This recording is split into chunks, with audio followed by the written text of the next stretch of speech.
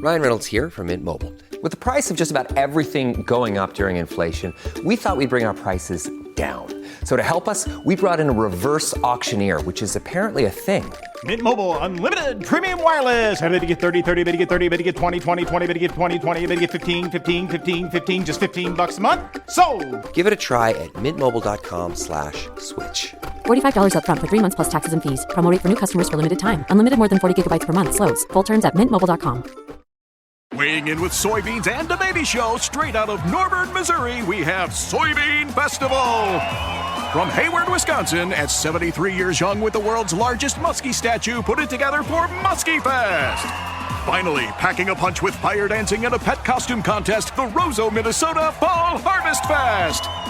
One of these festivals could win $100,000 in the Cenex Hometown Throwdown. You decide. Cast your vote at CenexHometownThrowdown.com. Cenex, powered locally.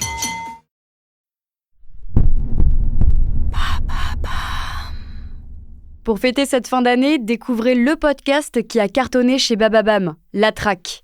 Avec plus de 2 millions d'écoutes en seulement 6 mois, merci de nous avoir écoutés, partagés et soutenus. Chaque week-end de décembre, nous vous proposons de plonger dans les plus grandes cavales de l'histoire. Nos meilleures saisons, l'intenable Redouane Faïd, Victor Bout, Bonnie and Clyde ou encore Youssouf Fofana, sont disponibles en intégralité sur vos plateformes préférées. Bonne écoute!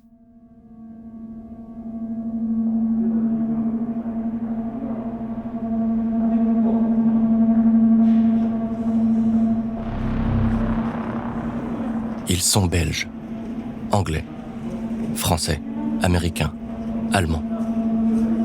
Dans les années 90 et 2000, ils étaient cadres à l'ONU, membres d'un gouvernement, agents secrets. Il ne s'agit pas d'un seul visage, mais de dizaines d'hommes et de femmes qui ont donné toute leur énergie pour arrêter le marchand d'armes Victor Bout.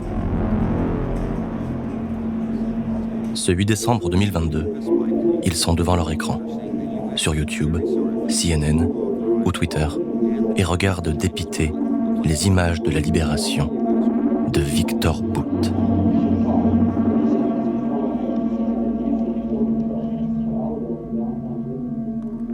À 55 ans, il ressemble à un touriste revenant de vacances. Il avance, l'air goguenard, sur le tarmac de l'aéroport d'Abu Dhabi.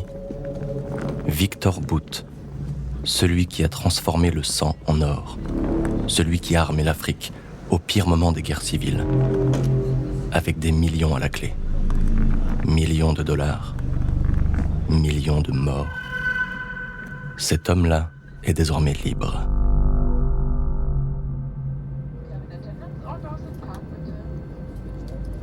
Dans l'avion qui le ramène des États-Unis, Victor Bout esquisse un petit sourire. On dit de lui qu'il est froid, qu'il n'a pas d'humour. C'est tout l'inverse. Il voit de l'ironie partout. Il se dit que lui, le célèbre marchand d'armes, est à son tour devenu une marchandise.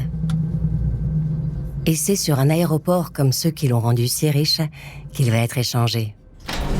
La porte s'ouvre. Il descend. Il aperçoit cette grande naïve de Brittney Griner, une basketteuse américaine à qui il doit la liberté. Ses frères russes ont parfaitement joué leur coup.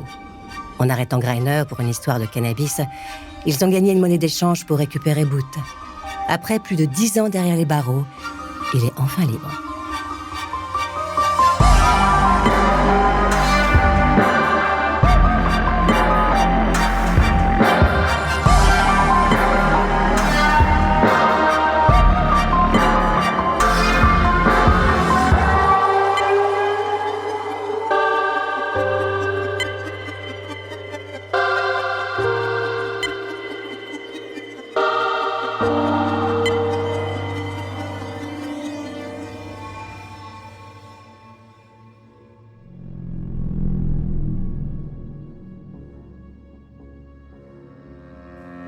Victor Anatolievitch Bout est né au Tadjikistan en 1967, d'un père mécanicien et d'une mère comptable.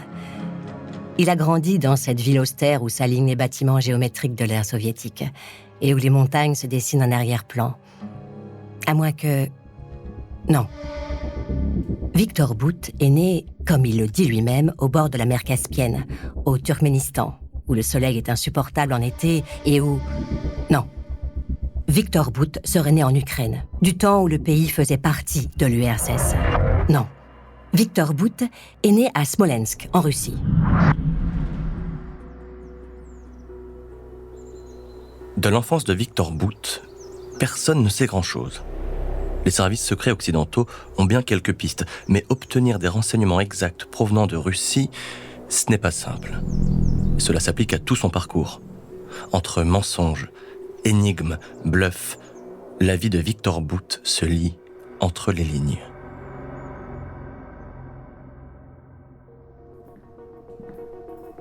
Dans les années 80, Victor est étudiant à Moscou. Il entre dans un grand bâtiment monolithique. Une université qui rappelle davantage le béton froid de Jussieu que le parc arboré de Harvard. C'est l'université militaire de Moscou, où l'armée soviétique forme ses futurs recrues. Victor Bout y étudie les langues étrangères. Il apprend le portugais, le français, l'anglais, le farsi. Un atout rare pour affronter l'Occident. Cette section langue étrangère attire les recruteurs, en particulier le GRU, le service de renseignement de l'armée russe, un organe aussi secret que puissant, qui déploie ses agents dans le monde entier pour soutenir militairement les régimes révolutionnaires. En 1990, Victor Bout est au Mozambique. Il fait partie d'un régiment d'aviation dans ce pays d'Afrique de l'Est où la guerre civile fait rage depuis plus de 15 ans. Les militaires soviétiques apportent leur soutien au camp des communistes, le Frelimo.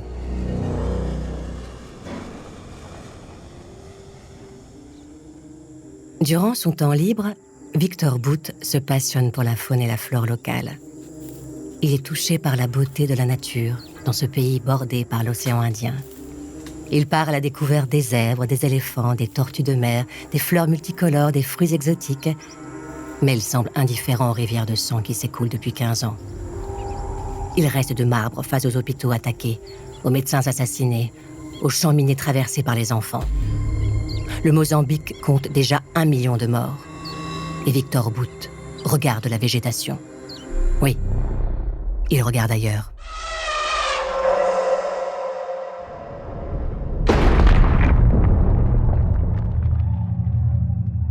Le 9 novembre 1989, après les protestations de millions de citoyens est-allemands, le mur de Berlin tombe enfin. Et quelques années plus tard, c'est la fin de l'Empire soviétique. Pour les Européens, la fin de l'URSS s'accompagne d'un véritable soulagement. Les Américains font revenir leurs agents disséminés aux 4 coins du monde durant la guerre froide. En Afrique également, il y a de moins en moins d'observateurs internationaux. On lève la garde, au moment même où le continent est en ébullition.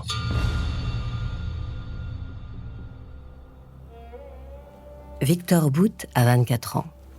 Un chaos sans précédent s'empare de son pays. Il imaginait sans doute une autre carrière. Lui, le bon élève de l'Institut militaire, la recrue prometteuse qui a fait ses preuves au Mozambique, le voici confronté à la fin de l'Empire soviétique. La Russie est ruinée et abandonne son matériel militaire.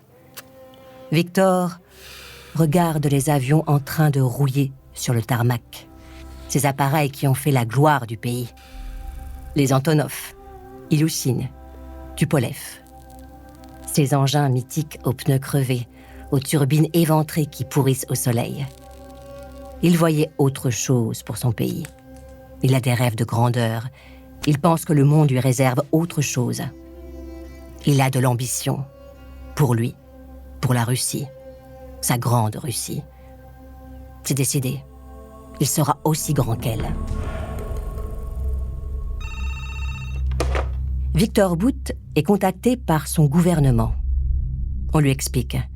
Son profil de carrière est parfait. Les rapports sont élogieux et ses compétences sont rares.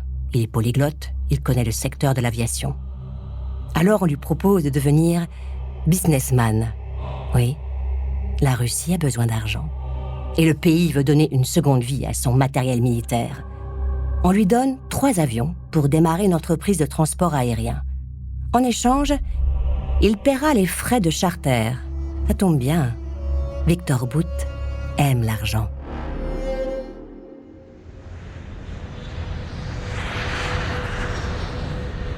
À Bruxelles, Au siège de l'OTAN, certaines voix s'élèvent déjà.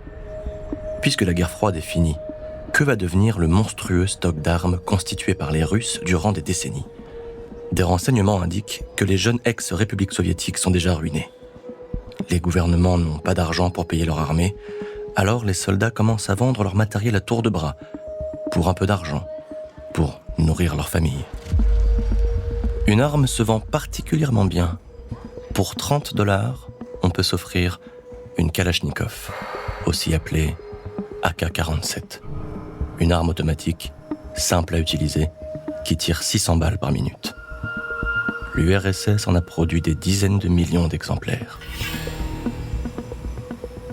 Après seulement quelques années, Viktor Bout est à la tête d'une vaste entreprise.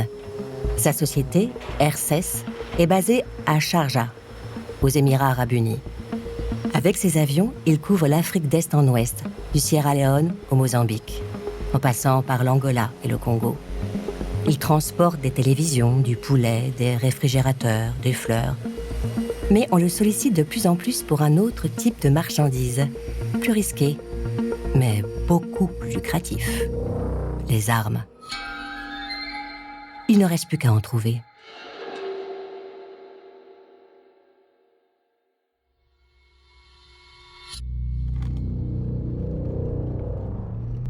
Viktor Bout se rend en Transnistrie, la destination dont parlent tous les trafiquants d'armes. Un petit territoire coincé entre la Moldavie et l'Ukraine. Aucune règle ne semble exister dans cet état fantôme, non reconnu par le reste du monde. Une zone de non-droit qui oscille entre guerre et paix, sans aucune présence internationale. On y compte 600 000 habitants sans véritable passeport. Et surtout, 40 000 tonnes de matériel militaire abandonné par l'armée soviétique. C'est le plus gros arsenal sur le sol européen. Ici, les mafias russes et ukrainiennes viennent faire leur marché. Viktor Bout n'est pas un homme violent, et cette ambiance criminelle ne lui plaît pas vraiment. Mais il doit le reconnaître, la Transnistrie possède un trésor inestimable. Des Kalachnikov, bien sûr, mais aussi des millions de munitions, des tonnes d'explosifs, des lance-grenades, des missiles Scud. Les yeux de Viktor Bout se mettent à briller. Cette visite tombe à pic. Il a déjà une commande de son ami Massoud en Afghanistan, le chef militaire qui protège son territoire des assauts des talibans. En 1995, un hélicoptère vole au-dessus des montagnes, au cœur de l'Afghanistan. Un majestueux mouton Marco Polo se tient sur un rocher. Ses impressionnantes cornes en spirale en font un prestigieux trophée de chasse. Soudain, une rafale de balles venue du ciel s'abat sur l'animal. Il fuit, mais c'est trop tard. Le sang perle sur son épais pelage. Il s'évanouit. L'hélicoptère se pose et Viktor Bout en descend. Il est accompagné du général Massoud, l'ennemi juré des talibans. Bout et Massoud se connaissent depuis 1992 et ils partagent la même passion pour la chasse. Alors, pour remercier Viktor Bout de le fournir en armes, Massoud lui offre la tête du mouton Marco Polo.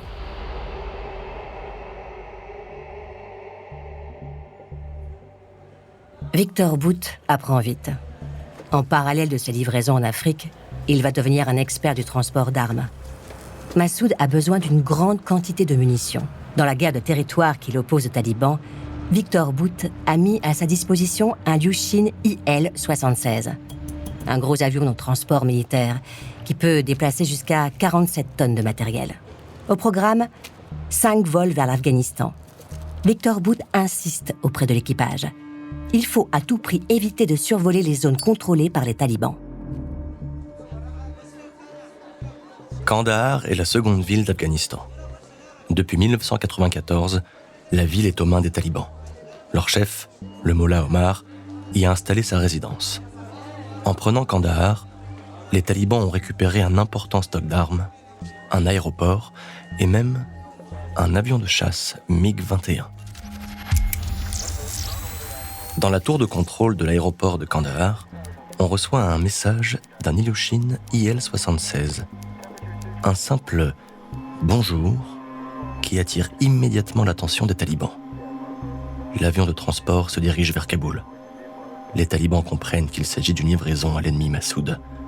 Leur MiG-21 décolle immédiatement.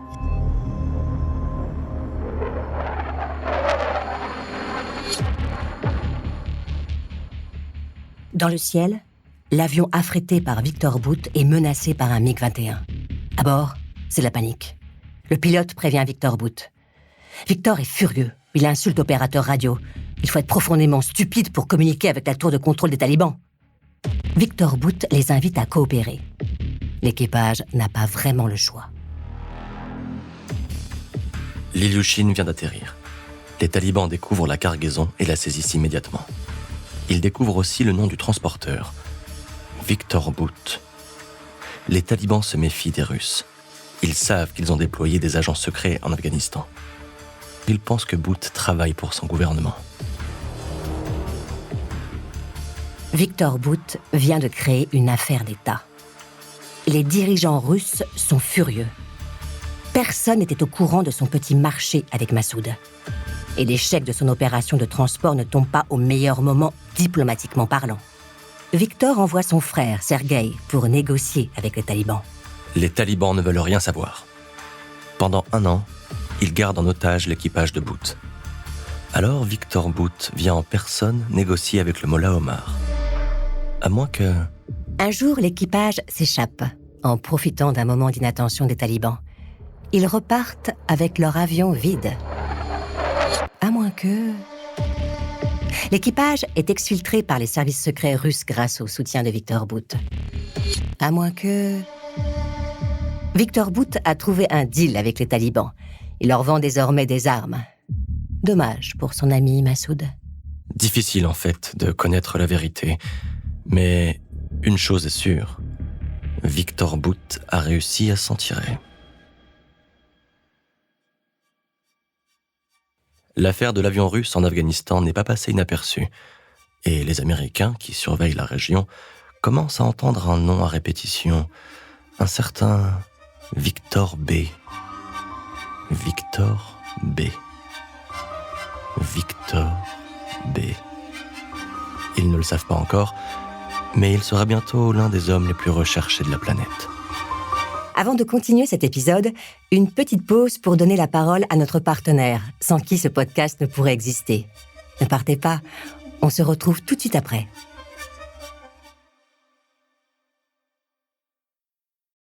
Look, Bumble knows you're exhausted by dating. All the must not take yourself too seriously and 6'1" since that matters. And what do I even say other than hey? Well, that's why they're introducing an all-new Bumble, with exciting features to make compatibility easier, starting the chat better, and dating safer.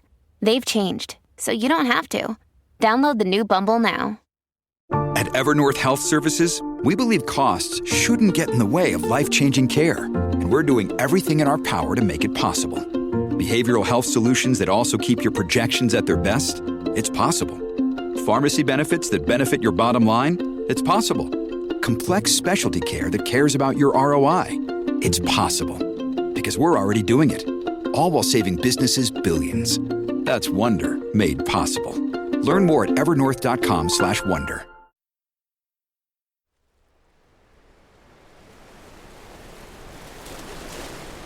Un vent frais souffle sur la plage d'Ostende, en Belgique.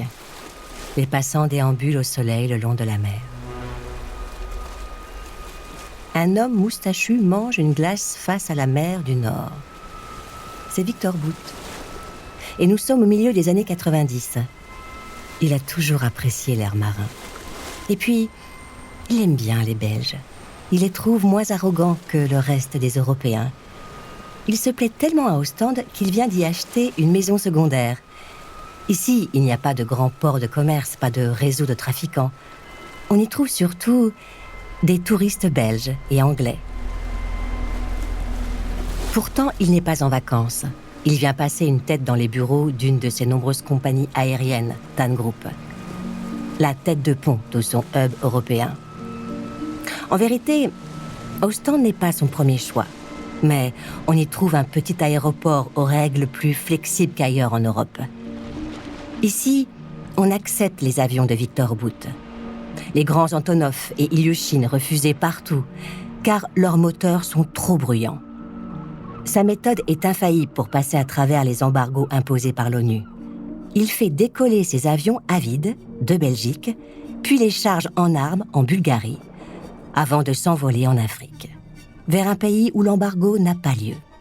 Il suffit de changer son cap au dernier moment, vers le Liberia, le Sierra Leone, l'Angola, le Rwanda, partout où la guerre fait rage, et où les clients se pressent pour accueillir Victor Bout.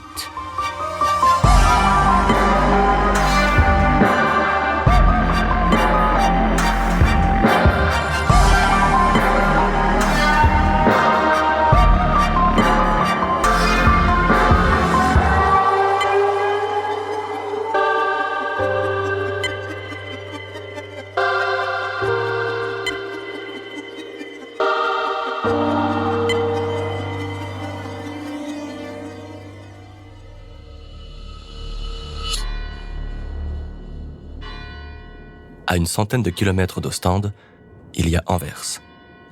C'est ici, dans un ancien monastère, que s'est installé l'IPIS, un institut de recherche pour la paix où l'on documente les conflits dans le monde, et en particulier en Afrique. Une odeur de cigarette sans filtre s'échappe du bureau de Johan Pellman. C'est un homme d'une trentaine d'années. Son visage est fin, son regard perçant.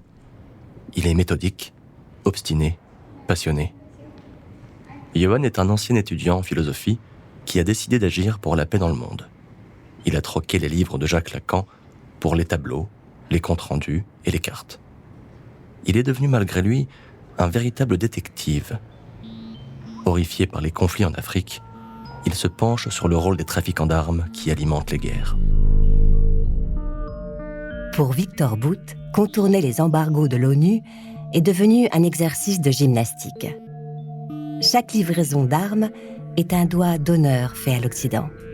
Il multiplie les compagnies aériennes pour créer le flot. Ces sociétés s'appellent RSS, Centre Africa Airlines, Transavia Travel Cargo. Il s'est installé aux Émirats Arabes Unis pour bénéficier de la complaisance du gouvernement. Il fait des faux certificats pour transporter ses marchandises. Et pour cela, il peut activer un contact à Djibouti ou à l'autre bout du monde, au Pérou. Il réalise de faux documents de vol, demandant à ses salariés d'emballer des kalachnikovs dans des malles de fruits périssables.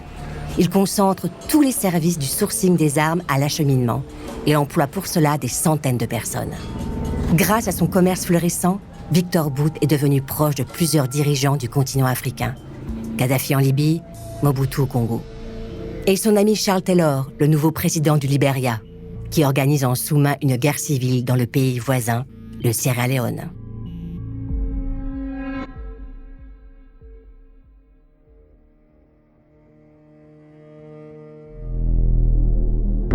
Les employés de l'ONU envoyés au Sierra Leone ont l'impression de débarquer en enfer. Ici, la guerre fait rage depuis 1991. Tout a commencé avec un groupe d'une centaine de soldats, des révolutionnaires rassemblés dans le RUF, un groupe violent soutenu par Charles Taylor. Les hommes sont décidés à prendre le contrôle du pays et surtout de ses mines de diamants. Depuis, le RUF est devenu toujours plus puissant. Charles Taylor les alimente en armes. À chaque livraison, le RUF progresse un peu plus. Il se rapproche de la capitale, Freetown. Victor se rend souvent au Liberia. Il y est reçu comme un roi. Charles Taylor l'appelle même Mr. Vic.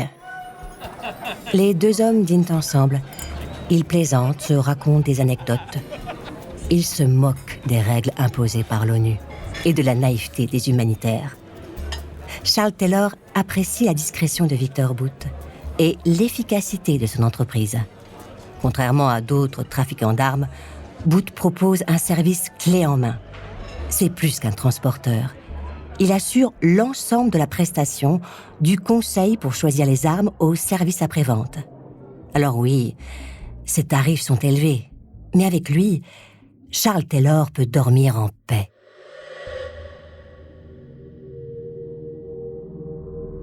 Les hommes et les femmes de l'ONU sont venus documenter la guerre. Le conflit au Sierra Leone prend des proportions cauchemardesques. un survivant des massacres du RUF, raconte son histoire.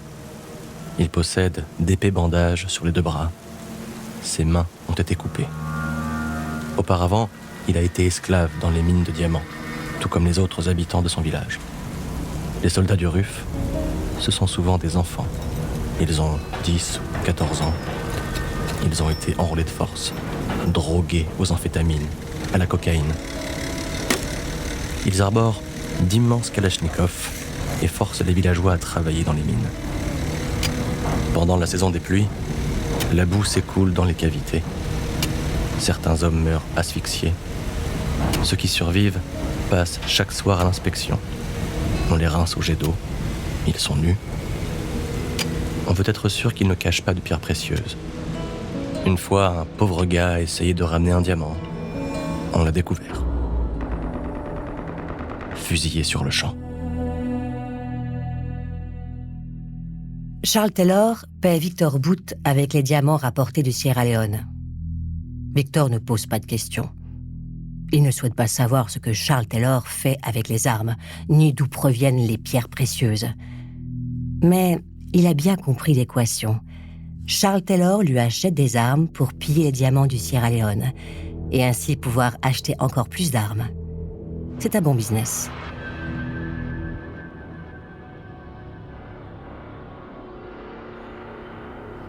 À Anvers, cela fait plusieurs mois que Johan Pellman accumule des piles de documents sur les guerres qui déchirent l'Afrique. Il est devenu, malgré lui, expert en aviation. Il épluche les Dead End Certificates, ces documents qui permettent à un avion de transporter des cargaisons. Il compte, recroise, compare, fait des recherches sur les noms des compagnies aériennes et petit à petit, il remarque qu'un nom semble revenir. Le nom d'un homme qui a tout d'un trafiquant à grande échelle.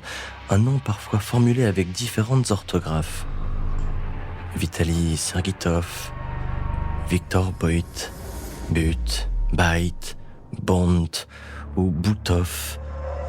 Et Tan, l'une de ces compagnies, est basée à Ostende, à une centaine de kilomètres d'Anvers. Un voyage s'impose.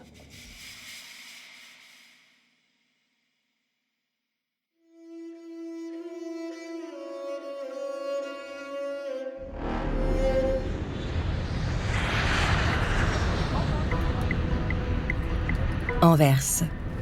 C'est une destination que fréquente Victor Bout. Anvers, la capitale mondiale de la joaillerie. Une destination de choix pour transformer les diamants en cash. Victor et ses associés ont trouvé sans mal quelques négociants peu scrupuleux et à l'époque, on peut écouler les Blood Diamonds du Sierra Leone sans difficulté. Victor Bout félicite ses équipes. Il aime quand tout est parfaitement organisé.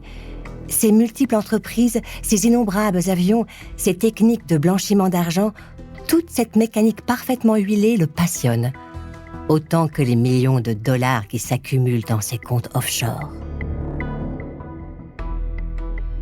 En 1997, alors que la compagnie Tan opère depuis déjà quelques années, la police d'Ostende commence à enquêter. Les policiers belges découvrent que les avions décollent systématiquement à vide. Suspect. Il semblerait que les appareils partent ensuite en Bulgarie pour être chargés en armes. Malgré les preuves, la police ne peut rien faire, car la loi belge est inopérante dans ce genre de situation. Alors des activistes décident de passer à l'action. Victor Bout a changé d'avis sur les Belges. Désormais, il les trouve aussi méprisables que le reste des Européens. Surtout depuis qu'une bande d'illuminés s'amuse à coller des affiches accusatrices sur ces avions. En surveillant l'aéroport, ils ont découvert les activités de Bout et veulent le dénoncer. Ils disent être activistes anti-guerre. Des losers, selon Victor. Des naïfs qui se sentent plus malins que les autres, cachés derrière leur morale judéo-chrétienne. Ils ne sont que des lâches. Et puis, Victor voit bien que la police rôde autour de l'aéroport. Alors, il ne transige pas. Il va partir immédiatement. Comme si cela lui posait un problème. Ostende, ce n'est qu'un détail dans son organisation. Il serait bien resté encore un peu, juste pour les énerver. Mais il met de côté ses émotions. Il appelle ses équipes et annonce la fermeture immédiate de toutes les activités belges. Tant pis pour le hub européen, tant pis pour la villa. Ce n'est pas un problème. Il a appris à ne pas s'accrocher.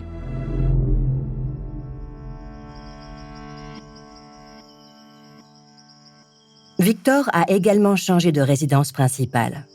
Après les Émirats, il s'est installé en Afrique du Sud. Avec sa femme, Ala, ils ont la même passion pour la nature. Ils vivent un amour sincère, fidèle. Il la couvre de cadeaux, elle l'idolâtre, lui, son riche et brillant mari, qui fait honneur à son pays. Ensemble, ils ont une petite fille. C'est une famille aisée, éduquée. On parle de littérature, de sciences, de biologie. Victor respecte tellement la nature qu'il est devenu végétarien. Ala n'est pas vraiment au courant de ses activités. Elle ne le voit pas souvent. Il travaille tout le temps. Alors, quand ils sont ensemble, elle n'a pas envie de l'ennuyer avec ses questions. Et puis, elle lui fait confiance. Victor dort peu. Il se réveille parfois au milieu de la nuit. Il allume la télévision et tombe sur des images d'actualité, des images terribles des guerres en Afrique. Son cerveau anesthésie en temps réel les embryons d'émotions qui traversent son âme. Victor a une maîtrise totale de sa conscience. Il sait que réussite rime avec froideur et détachement. Son visage semble être aussi hermétique qu'un masque en plastique. Il appuie sur la télécommande et zappe pour regarder un documentaire sur les éléphants.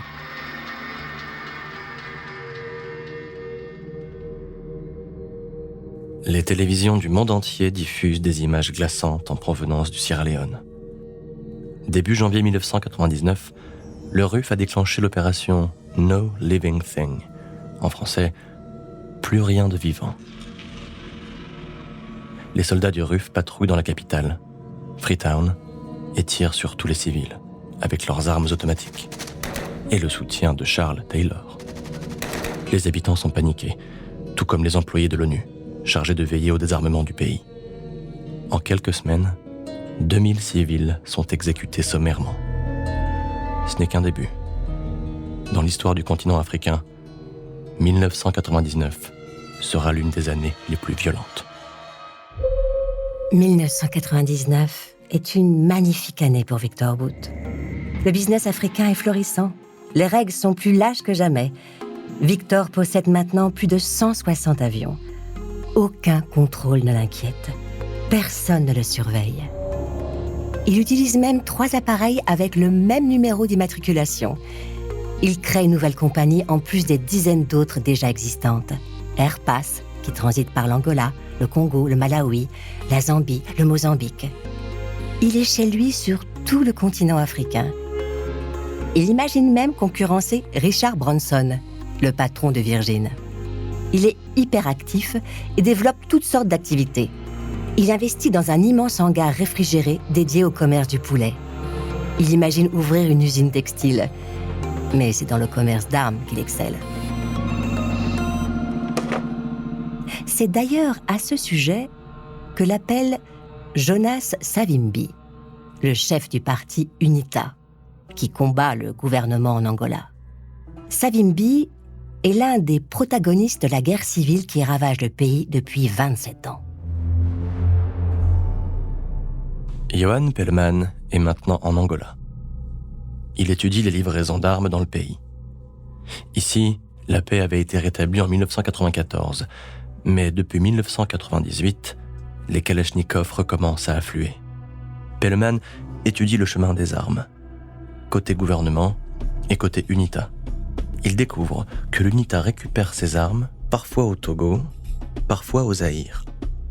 Pellman note le nom des compagnies aériennes et en faisant quelques recherches, il remonte une fois encore vers le même nom. Un marchand d'armes qui fournit les 2 camps de la guerre civile. Le même Victor B, qu'il avait déjà détecté à Ostende. Pour Victor Bout, c'est un coup de maître. Vendre des armes aux 2 armées qui s'affrontent en Angola. Lors de la transaction avec Jonas Savimbi, le sujet est tabou. Mais personne n'est dupe. Les belligérants n'ont pas le choix. Pour avoir les meilleures armes, il faut aller voir le meilleur fournisseur. Victor pense alors à cette marque américaine, Nike. Il se dit que son slogan pourrait très bien être celui de son entreprise. Il livre les armes and just do it. Avant de continuer cet épisode, une petite pause pour donner la parole à notre partenaire, sans qui ce podcast ne pourrait exister. Ne partez pas, on se retrouve tout de suite après.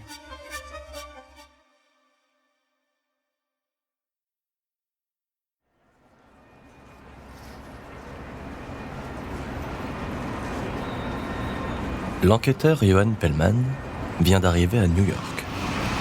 Nous sommes à la fin des années 90 et la métropole est en pleine effervescence.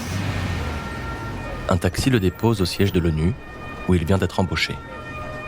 Il lève les yeux vers l'imposant bâtiment qui s'élève face à l'East River. Sa mission ? Rédiger un rapport sur les agissements de Victor Bout, ce marchand d'armes qui horrifie les pays occidentaux.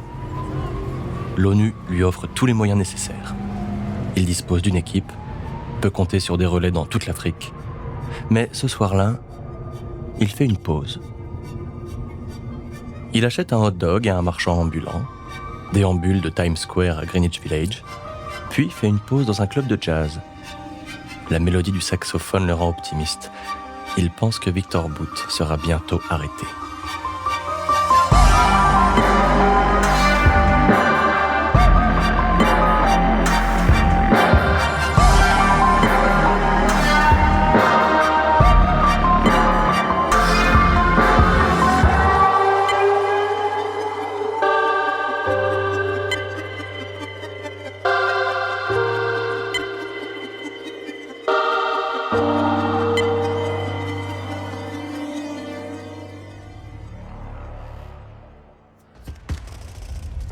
Début 1999, les soldats anglais sont au Sierra Leone pour sécuriser une zone de combat et permettre aux civils de regagner leur village. Ils connaissent bien la région. Ils viennent ici en mission depuis quelques années. Ils avancent en zone urbaine, dans une ville mise à feu et à sang par le RUF, le groupe armé qui veut renverser le gouvernement. Quand soudain, une fusillade éclate. Les soldats sont attaqués, des rafales d'armes automatiques. Ils n'ont jamais vu autant de kalachnikovs dans ce pays où il y a quelques années, les guerriers se battaient encore avec des armes traditionnelles. Les soldats ripostent. Il n'y a qu'un seul tireur.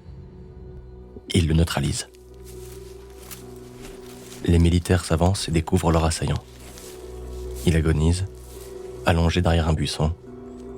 C'est un garçon d'à peine 10 ans qui s'éteint face à eux, blotti contre sa kalachnikov.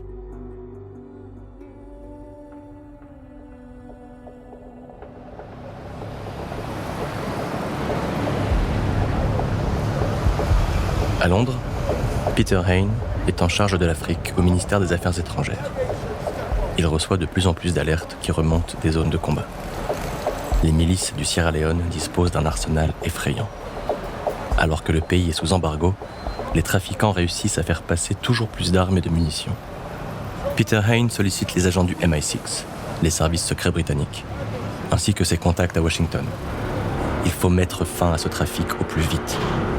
Les Américains mentionnent un nom, un certain Victor B, déjà bien connu des services secrets.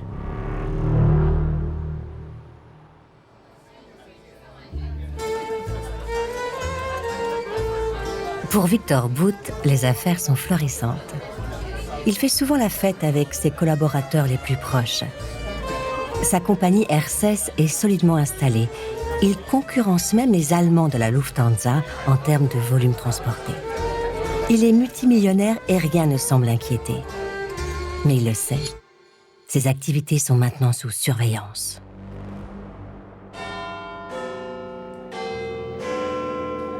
L'horloge de Big Ben indique 14h30.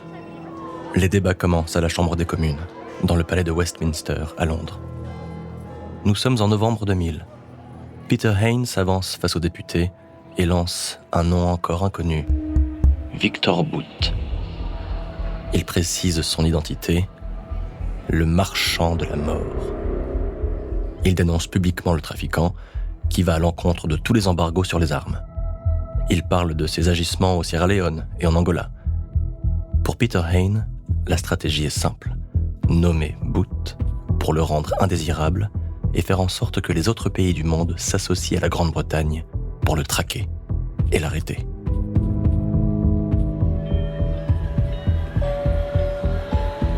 En décembre 2000, à New York, les décorations de Noël scintillent sur la 5e avenue. Les vitrines des magasins sont pleines à craquer. Pour Johan Pellman, c'est le grand jour. Il vient dévoiler le rapport sur lequel il travaille depuis des années. Face au monde entier, il va révéler, en détail, l'ampleur des agissements de Victor Boot. Le rapport est détaillé, implacable. C'est le premier d'une longue série passant en revue les ventes d'armes au Libéria, en Angola, au Congo. Le rapport n'a pas d'impact légal, mais cela contribue à transformer Boot en paria international.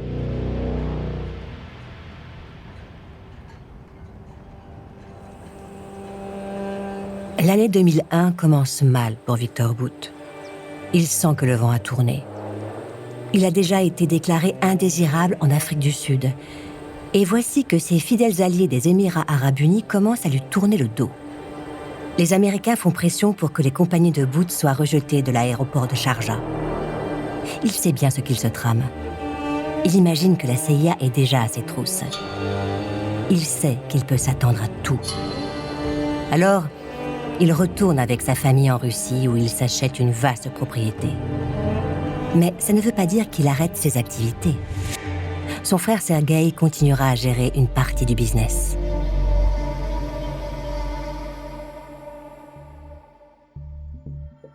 Le 20 janvier 2001, le président George W. Bush entre en fonction. Il hérite des dossiers du président Clinton. Parmi les sujets d'actualité, il y a le cas Victor Boot. Une équipe est chargée d'étudier les possibilités pour l'arrêter.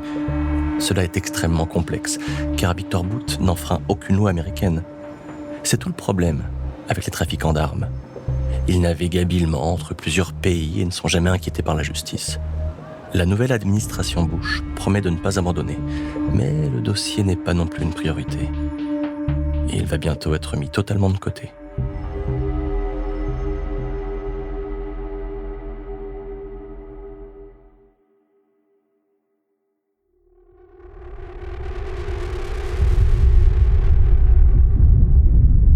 Septembre 2001. Alors que les tours du World Trade Center sont réduites à néant, les cartes sont brutalement rebattues. La Russie devient un allié des États-Unis dans la lutte contre Al-Qaïda et la traque de Victor Boot va connaître une longue parenthèse.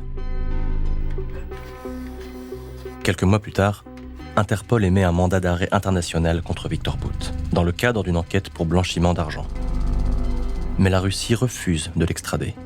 Alors, les Anglais et les Belges décident de s'allier et montent une opération pour l'arrêter. Opération Bloodstone, pierre de sang. Johan Pellman se réjouit. Des gouvernements passent enfin à l'action. Il ne reste plus qu'à localiser le trafiquant.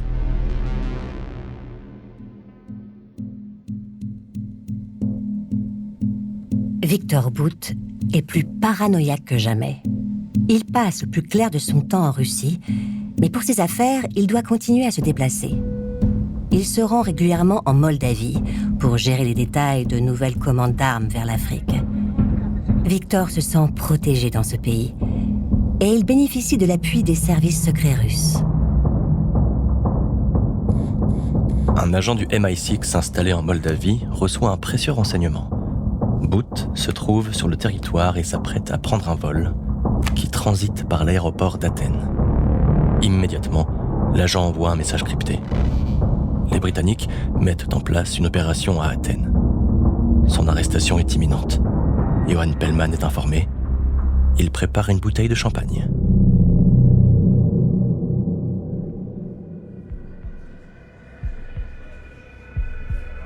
Victor Boot a créé un nouveau hub à Athènes.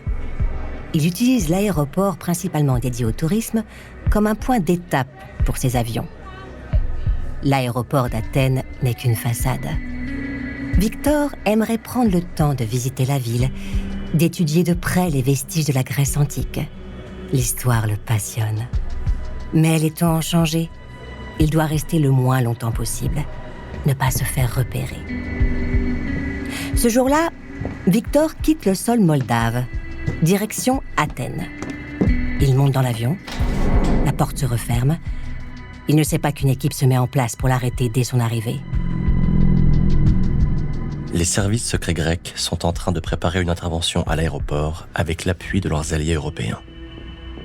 Les agents britanniques surveillent la trajectoire de l'avion de Booth, quand soudain... Dans l'avion qui transporte Victor Booth, il y a un moment d'effroi. Victor vient de recevoir un renseignement. Les Britanniques l'attendent à l'aéroport. Victor n'a pas peur, non. Il sourit. Il va voir le pilote de sa propre compagnie, et lui dit simplement « Change de trajectoire et dépose-moi dans l'aéroport le plus proche. » Les agents britanniques sont furieux. L'avion de Booth a disparu des radars pendant 90 minutes. Ce n'est pas bon signe. Finalement, l'avion atterrit à Athènes. Quand ils viennent inspecter l'appareil, les agents ne trouvent aucun signe du marchand d'armes. Les Britanniques et les Belges sont terriblement déçus. Et Johan Pellman peut ranger sa bouteille de champagne.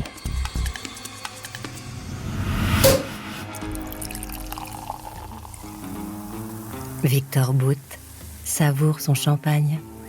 Une fois encore, il est parvenu à ses fins. Il a changé d'avion et a finalement pu rejoindre le Congo sans aucun problème. Il est désormais un fugitif de la justice internationale. Et dans ce domaine également, il compte bien exceller. Pour cela, la meilleure solution, c'est d'avoir des alliés de poids.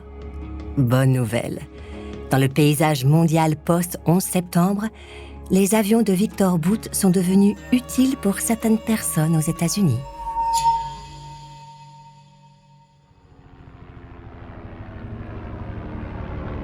« 2003, Irak. Les Américains ont démarré la guerre contre Saddam Hussein. Ils se lancent dans une lourde opération. La logistique est terriblement complexe. Il faut acheminer des vivres et du matériel à Bagdad, mais les avions doivent atterrir sur des pistes de fortune et souvent sous le feu des armes ennemies. Dans ces conditions, les États-Unis doivent trouver des entreprises de transport aérien qui n'ont pas froid aux yeux.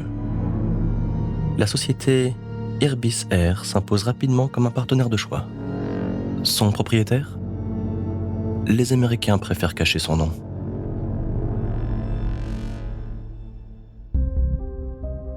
Depuis Moscou, Victor Booth se frotte les mains. Ces vieux avions soviétiques lui permettent de faire fortune en Irak. Il se fait payer directement par le contribuable américain. C'est une source d'argent facile. Irbis Air fait d'innombrables livraisons qui lui rapportent des millions de dollars. En plus, même pas besoin de trouver des méthodes pour blanchir l'argent. Alors qu'il est encore recherché par Interpol et donc considéré comme fugitif, aux côtés des Américains, Victor se sent maintenant plus intouchable que jamais.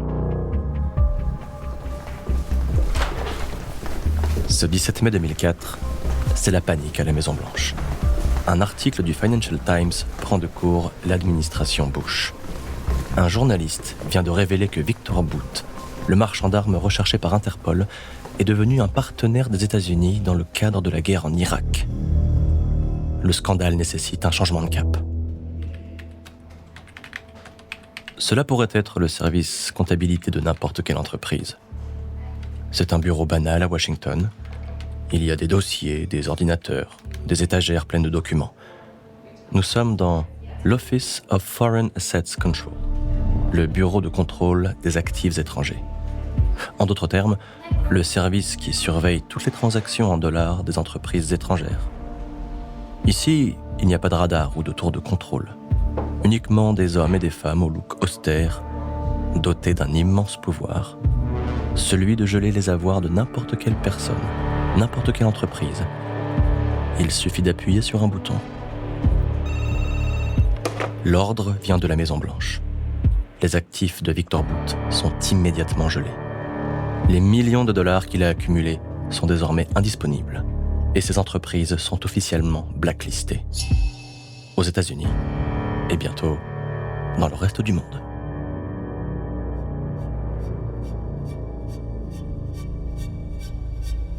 C'est un coup dur pour Victor Bout. Depuis la Russie, il réalise que la partie est finie. Il devra se concentrer sur des activités limitées à la Russie. Alors, il se lance dans un nouveau projet, créer une compagnie low cost, une sorte de Ryanair version russe. Mais les investisseurs ne sont pas au rendez-vous. Alors tant pis, il s'adapte. Il roule vers le sud de la Russie et il s'installe à Maykop, non loin de la mer Noire. Une région calme et ensoleillée où il s'achète un grand terrain pour produire du fromage de chèvre et faire pousser de la roquette. Victor Bout envisage-t-il vraiment de devenir agriculteur ? À moins que... il ait encore d'autres projets en tête. Avant de continuer cet épisode, une petite pause pour donner la parole à notre partenaire, sans qui ce podcast ne pourrait exister. Ne partez pas, on se retrouve tout de suite après.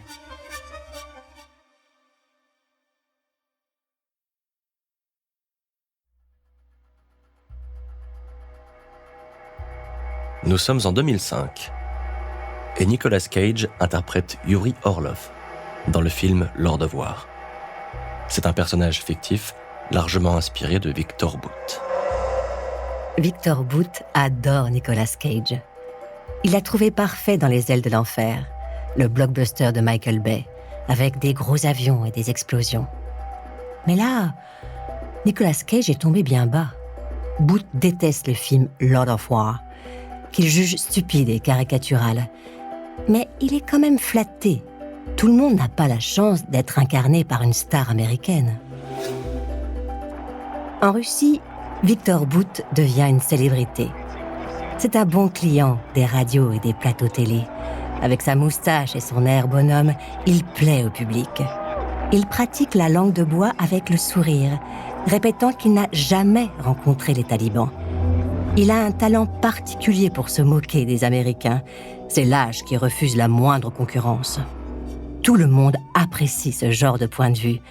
Le public et au plus haut niveau, le président Vladimir Poutine, qui voit dans Victor Bout un précieux outil pour le pays à utiliser quand le moment sera venu.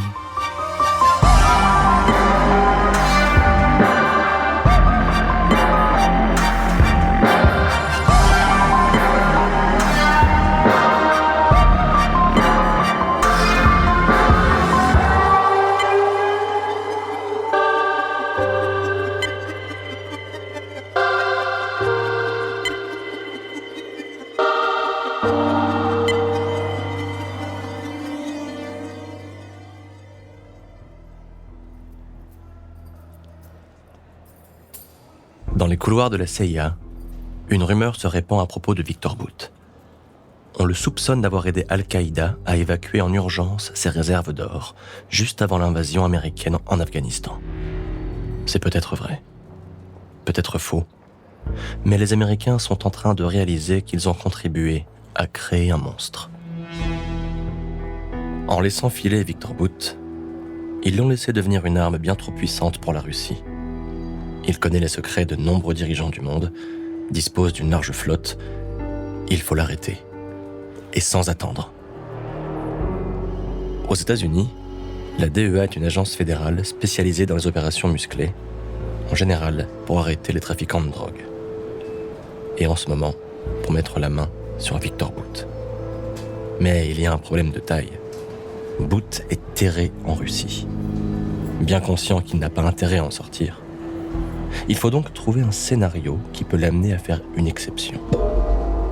Les experts de la DEA sont inventifs. Ils imaginent un plan à base de faux dirigeants FARC, ces guérilleros colombiens, ennemis jurés des Américains. Pour réussir, il faut d'abord trouver un contact qui pourra, sans le savoir, vendre l'idée à Victor Bout.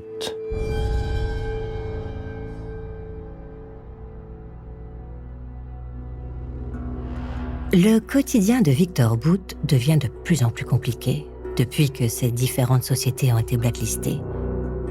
Il a du mal à trouver des clients. Il a pris 20 kilos. Son visage est bouffi.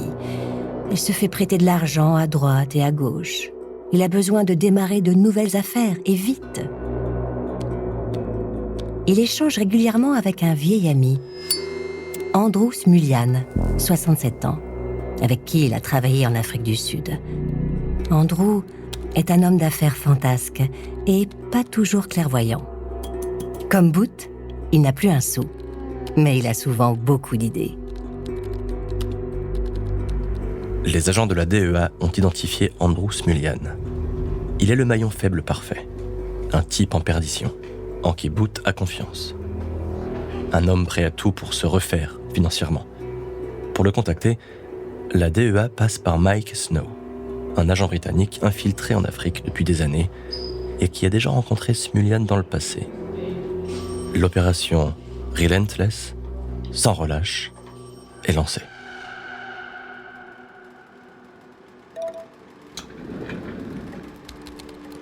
Fin 2007, Victor Booth reçoit un email de son ami Smulyan. Il lui dit avoir discuté avec un Colombien qui veut acheter des armes russes. Booth est d'accord pour creuser le sujet. Smulyan s'envole vers les Caraïbes pour rencontrer ce client prometteur.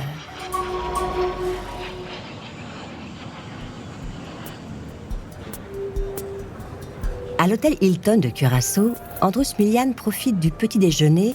Il se gave de croissants et de pâtisseries. Il aime déjà ses nouveaux amis.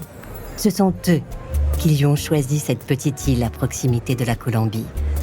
Un décor idyllique et plus rassurant qu'une entrevue dans la jungle colombienne. Pour que la rencontre soit convaincante, l'équipe de la DEA a mis en place le casting parfait. Autour de Mike Snow, il y a 2 agents parlant espagnol. Carlos, originaire du Guatemala, et Ricardo, venu de Colombie. Les 2 hommes travaillent pour les États-Unis après avoir été arrêtés pour trafic de drogue et d'armes.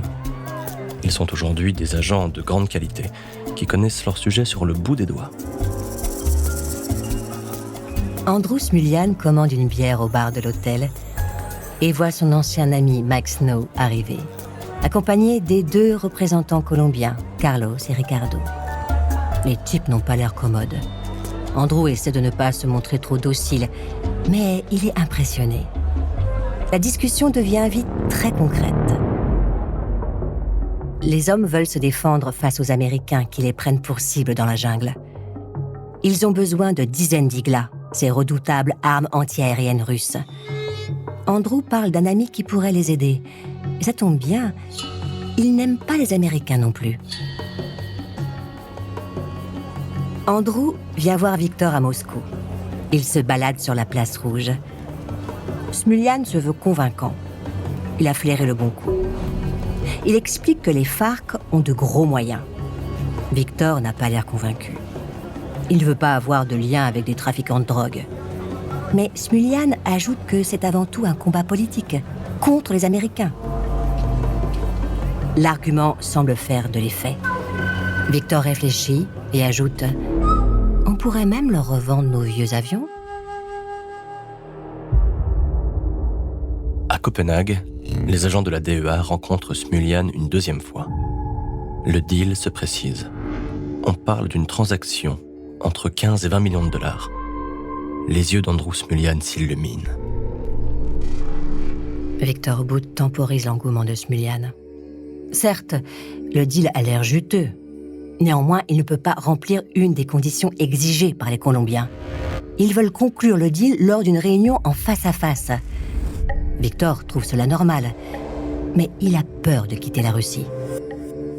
Mike Snow propose à Booth de le retrouver en Roumanie.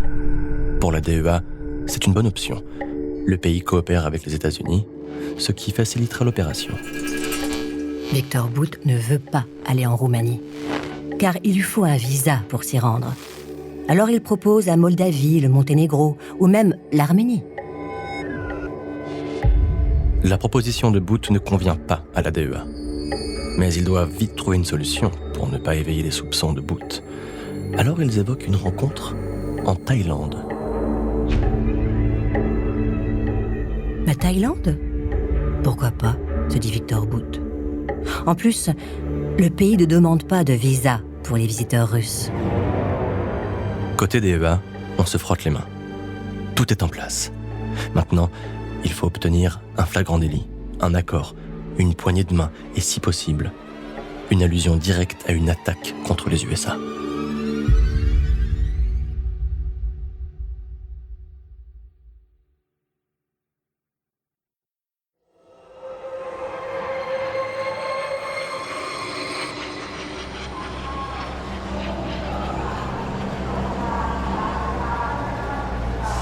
À l'aéroport de Suvarnabhumi, à Bangkok, il fait chaud. Victor Bout transpire. Ses vêtements collent à sa peau. Mais il est serein. Durant le vol, il a beaucoup lu. Il apprend tout ce qu'il peut sur les FARC et sur l'histoire de la Colombie. Il veut être bien renseigné pour mettre toutes les chances de son côté durant la négociation. Victor monte dans un véhicule qui l'attend, direction le Sofitel.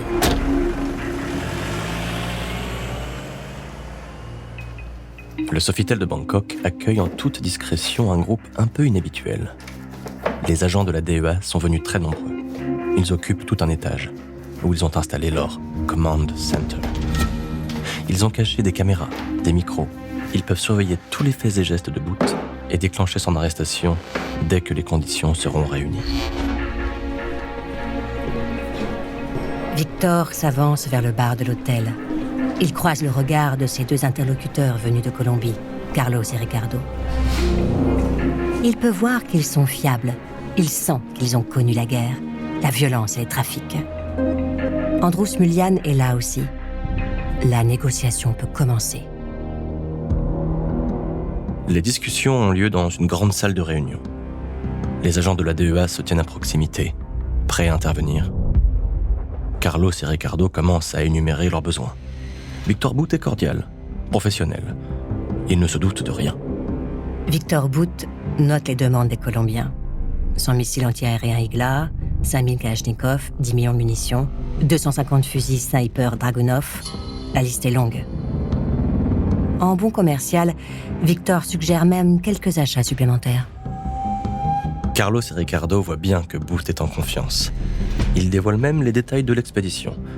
Ils proposent de livrer les armes en pleine jungle. On le pousse encore plus loin. Victor apprécie Carlos et Ricardo. Il s'identifie à eux, à leur combat. Ricardo finit par dire « Les gringos sont des fils de pute. Alors Bout acquiesce, ce sont aussi mes ennemis. Ils s'emportent. Ce n'est pas que du business, c'est mon combat. Ça fait 15 ans que je me bats contre les États-Unis. »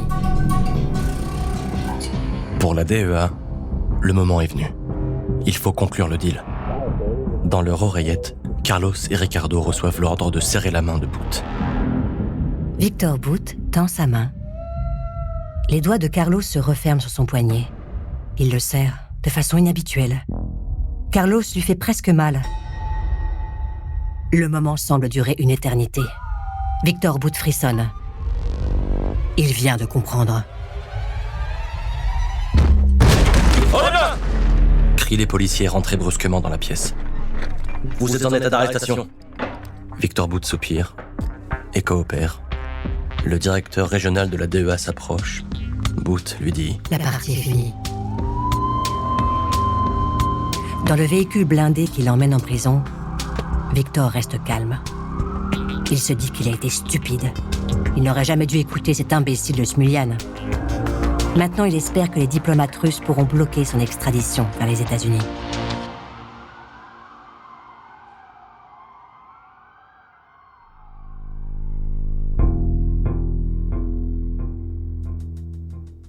Les années passent. Après de longues tractations, Victor Bout est finalement extradé vers les États-Unis. Puis il est jugé à New York. Il est accusé de menacer la sécurité des États-Unis. Son ancien ami Smulyan retourne sa veste et l'enfonce. En 2012, Bout est condamné à 25 ans de prison. Mais avant de rentrer dans sa cellule, il s'adresse aux Américains, calmement. Votre empire finira par s'écrouler et je rentrerai chez moi. J'ai le temps, je suis encore jeune.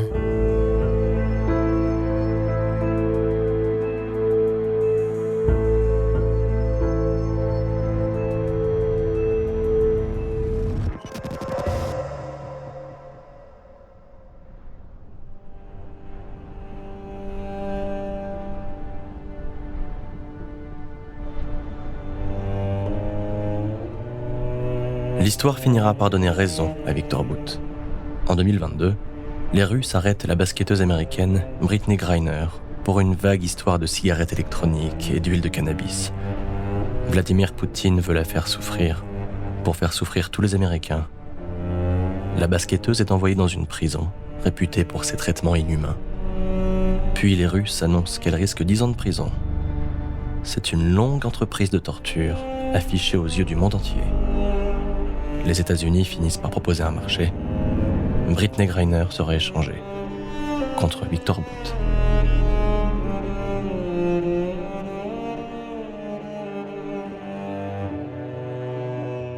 À son retour en Russie, Victor Bout est accueilli en héros.